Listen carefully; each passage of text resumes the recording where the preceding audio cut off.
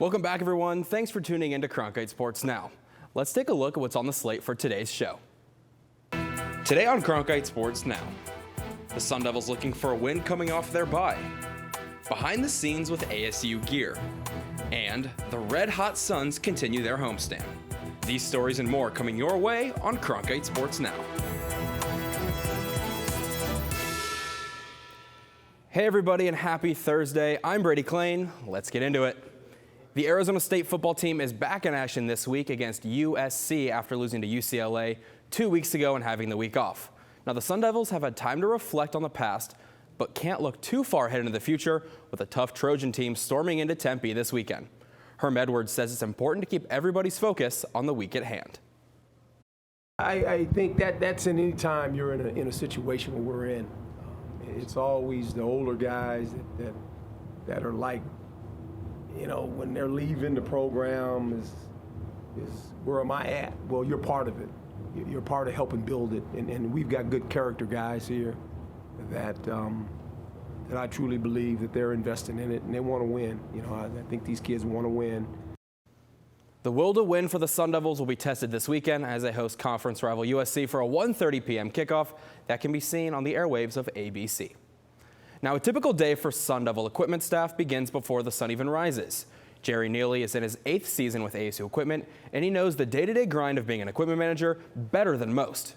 Our Brady King has more with the ASU Gear crew. Mondays are off days for ASU football players, but not for Jerry Neely and his equipment staff. So what does an equipment staff do? Well, the proper question is, what don't they do? No one really knows what we do, but it's so encompassing. And you know, not only do we do all the laundry and get all that stuff ready, turn from practice, but we're also in charge of maintaining the helmets and shoulder pads and issuing uniforms, sizing the uniforms, all the cloth and gear that the athletes and coaches receive. On top of taking care of all the swag, the 15 student equipment managers are expected to execute during practice. They help out, set up the field, help with the coaches with their position drills, help spot the ball.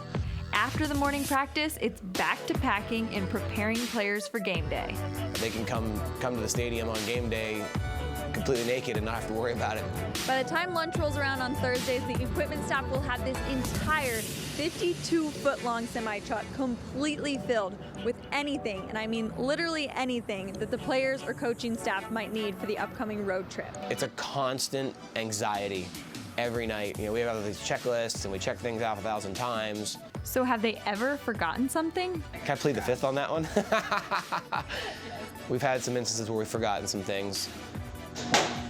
But the way I like to say it is, if no one else knows, then it doesn't really matter.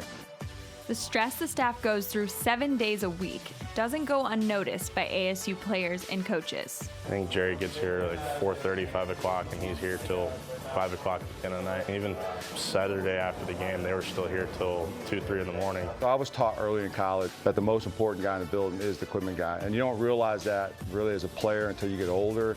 Seamstress, stylist, laundromat, and friend. Wearing all these hats, or helmets if you will, has its perks. For Neely, it's mentoring his student managers and being a part of a Division I football team with a family-first mentality. We work with a staff that is very, very, very family-oriented. When my wife travels, my daughter comes up to the facility and can hang out in the office and draw me great pictures that I can hang on my walls. And it's without missing a beat. No one cares, you know, she's welcomed. Now, back to that question of what an equipment manager does, the answer is simple. They do everything, pretty much. That's the easiest way to put it. In Tempe, Brady King, Cronkite News. Now, when I last saw you, I made a joke that the Suns were the top seed in the West after one game. Well, it's 7 games into the NBA season, and the Suns have kept on winning. With a 5-2 record, they look to keep it rolling against the Heat tonight. Suns forward Kelly Oubre Jr. is focused on his team and the task at hand instead of the headlines.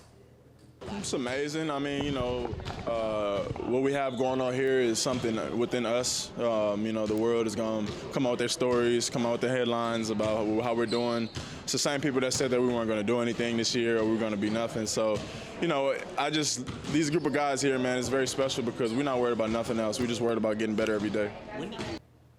Tip-off against the Heat is set for 7 p.m. tonight inside of Talking Stick Resort Arena. Now, the Cardinals are well rested after playing on Thursday Night Football last week and will fly to Tampa to take on the Buccaneers this weekend. Now, Cards fans will be seeing a familiar face on the opposing sidelines this weekend, as former Cardinals head coach Bruce Arians is now the captain of the ship in Tampa Bay. Cards coach Cliff Kingsbury respects the man he took over for in Arizona. He's a great offensive mind. Been a big fan of his, how aggressive he is. He cuts it loose. Huge personality. The players love to play for him. Everybody around here speaks very highly of him. I've got to meet him a couple of times. Been great to me, so I'm a big fan of his. Just the way he pushed the ball down the field, the way he used David, in those situations. I thought he did a tremendous job while he was here. Cliff and the Cards take on Bruce and the Bucs inside Raymond James Stadium at 11 a.m. Sunday morning. The Coyotes are back home tonight after flaming out against Calgary in overtime Tuesday. While the Yotes managed to salvage a point in defeat, Coyotes coach Rick Tocchet explained what went wrong in Canada as the team looks to bounce back against the Blue Jackets. Yeah, 3 or 4 breakaways. We had 3 or 4 empty. Could have made it 4-1, but we didn't. Calgary didn't give up. They got it hits a couple of shafts. They get their 2 goals that has to shaft go in, and then obviously the overtime. From the rink to the track, it's race weekend in the Valley as Arizona prepares for the Blue Green Vacations 500 NASCAR playoff race at ISM Raceway. NASCAR Xfinity Series driver Christopher Bell took time to visit the Veteran Affairs Hospital in Phoenix last week. With the semifinal race right around the corner, at ISM Raceway, Bell wanted to personally visit our former servicemen and women by signing autographs, taking pictures, and shaking hands to thank them for their service.